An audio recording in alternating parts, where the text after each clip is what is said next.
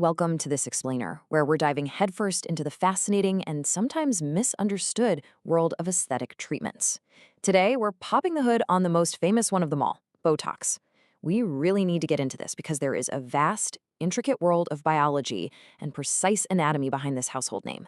I mean, it is so much more complex than just making a few lines magically disappear. But before we even touch on frozen faces or erasing wrinkles, we have to ask, what actually is this highly debated treatment on a cellular level? It's literally everywhere today, but how often do we actually stop and consider the hard science powering the procedure?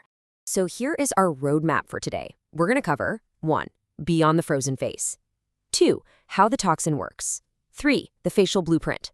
4. When things go wrong. 5. More than just wrinkles. And finally, number 6, the modern aesthetic approach. All right, let's jump right into section 1, Beyond the Frozen Face.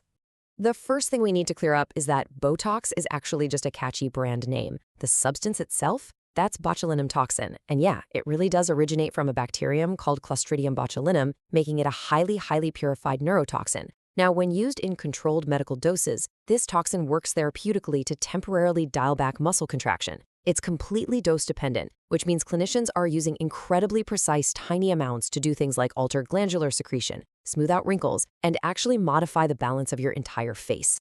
Now, there is a huge, fundamental difference between the types of wrinkles we get. It's absolutely crucial to know that this toxin primarily targets dynamic wrinkles. Those are the lines that pop up when you're actually moving, like when you frown, smile, or squint.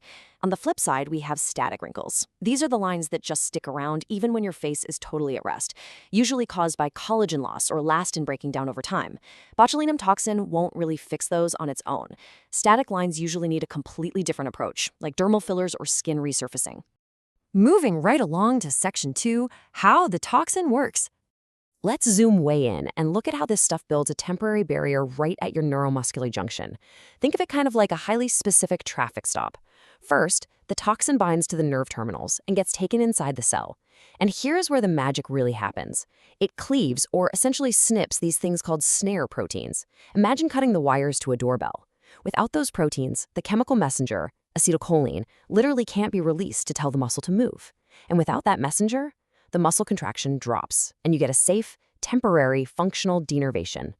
But hey, the human body is incredibly resilient, right? That's exactly why these effects aren't permanent. Your body eventually recovers that neuromuscular junction through this amazing process called axonal sprouting, meaning it literally just grows brand new nerve endings. Because of this, the effects are completely reversible, and it almost always follows a super predictable timeline. You're going to see it start kicking in within 2 to 5 days, it'll hit its peak effect around week 1 or 2, and the whole roadblock naturally clears itself out after about 3 to 4 months. Okay, getting to the really good stuff. Section 3, the facial blueprint. Starting right at the top, we have the frontalis muscle. This is the guy responsible for those horizontal forehead lines. But here is the absolute most important takeaway. The frontalis is your only brow elevator. It's doing all the heavy lifting. So if a clinician goes in and overtreats this muscle, trying to aggressively erase every single line, they run a huge risk of causing brow ptosis. That means the brow drops, leaving you with a really heavy, uncomfortable feeling across your forehead. Right between the eyes, we find the glabellar complex. This includes the corrugator supercilii and the procerus muscles. Basically, this is the zone responsible for medial brow depression. In plain English, it's what gives you that intense scowl or those 11 lines when you're super focused or frustrated. Treating this area effectively requires an immense amount of precision. Otherwise, you end up looking completely frozen and just unnatural. Next up is the orbicularis oculi, which is the circular muscle sweeping around the eye that handles eye closure. When it moves, it forms those lateral lines we casually call crow's feet. Now, treating this with a tiny needle, usually a 30 to 32 gauge, can brilliantly open up the eye area and even help shape the brow. But bad placement? Well, the contrast is stark. Hit the wrong spot and you're looking at unfortunate smile asymmetry or even lower lid laxity. Dropping down to the lower face now, we hit the masseter muscle, primarily used for jaw closure. Injecting the masseter is actually fascinating because it serves a dual purpose. On the clinical side, it can vastly reduce the dangerous, really painful clenching you get from a condition called bruxism. But aesthetically, by shrinking down a bulky masseter muscle, it can noticeably slim the overall width and appearance of the lower face. It's a real game changer for a lot of people. Which naturally brings us to section 4, when things go wrong. We have to be real here. Complications usually stem from one of three things: poor anatomical knowledge, incorrect dosing, or excessive product diffusion. One of the absolute most dreaded side effects is eyelid ptosis, or drooping. This happens when the toxin accidentally diffuses down into the levator palpebrae superioris, which is the tiny, delicate muscle whose whole job is keeping your upper eyelid open. Other risks: severe facial asymmetry, smile dysfunction, especially if lower face injections go wrong, and in rare cases, even dysphagia, which is difficulty swallowing, if neck muscles like the plasma are treated incorrectly. Oh, and we can't forget a classic, highly visible complication, the Spock brow. Clinically, it's called the Mephisto sign. This happens when the outer, lateral part of the frontalis muscle stays fully active while the central part is heavily weakened. The result is this excessive, totally unnatural arching of the outer brow. Honestly, unless you're trying to fit in on the Starship Enterprise, it is not a look you want.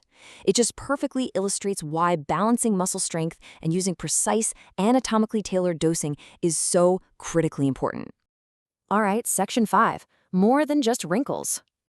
Historically, botulinum toxin wasn't even about aesthetics. It was originally developed to treat neuromuscular eye disorders like strabismus and blepharospasm. It was actually only after clinicians noticed their eye patients' wrinkles were smoothing out that the massive aesthetic empire we know today was accidentally born. Today, the utility is vast. It's used to inhibit sweat glands to treat hyperhidrosis. It's a hugely proven treatment for chronic migraines, cervical dystonia, and TMJ dysfunction. Its mechanisms in these areas likely go way beyond just relaxing a muscle, offering some really profound pain relief for patients. And finally, Section 6, the modern aesthetic approach. The modern ethos of aesthetics is a massive departure from the frozen, shiny faces of the early 2000s. Today, it is all about ethical, patient-centered care. Top-tier clinicians are taught to always start conservatively. You can always add more later, but you literally cannot take it away once it's injected. They're assessing faces dynamically, in motion, not just staring at a static, resting face. And crucially, the good practitioners are running far away from that unrealistic, lunchtime miracle marketing, and they aren't putting treatment pressure on their patients. This all boils down to the new golden rule in modern practice. Facial balance is more important than wrinkle elimination. Let that sink in. The goal is no longer zero lines. The goal is natural movement and subtle enhancement.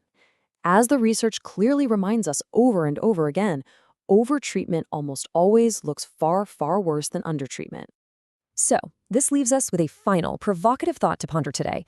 As these treatments become more anatomically precise and biologically targeted, are we just endlessly chasing an impossible standard of youth, or are we finally mastering the biological blueprint of our own faces? It's a really delicate intersection of beauty, aging, and medical science. But understanding the actual mechanics behind it, that empowers you to make your own informed decisions. Thanks so much for joining me on this explainer. Keep questioning, keep learning, and I'll see you next time.